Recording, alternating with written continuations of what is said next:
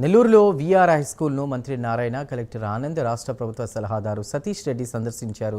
School తరగతి గదులు, play గ్రౌండ్ను రాష్ట్ర ప్రభుత్వ సలహాదారు సతీష్ రెడ్డి పరిశీలించారు. హై స్కూల్లో డిజిటల్ విద్యాబోధనపై సతీష్ రెడ్డికి మంత్రి నారాయణ వివరించారు. నిరుపేద పిల్లల కోసం అంతర్జాతీయ ప్రమాణాలతో స్కూల్ని ఆధునీకరించిన మంత్రిని సతీష్ రెడ్డి అభినందించారు.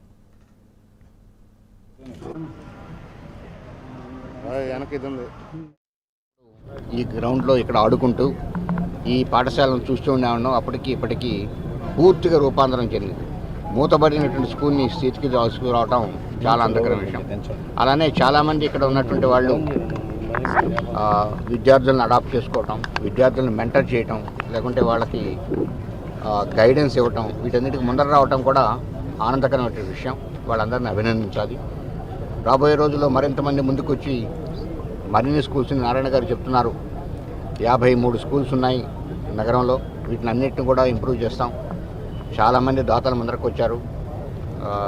నెల్లూరుకు సంబంధించిన వాళ్ళు, మిగతా ప్రదేశాల్లో ఉండేటువంటి వాళ్ళు కూడా వచ్చి వాటిని అన్నింటిని కూడా అభివృద్ధి పరుస్తూ ఉన్నారు. ఒక్కొక్క స్కూల్ని అడాప్ట్ చేసుకొని, దత్తత తీసుకొని.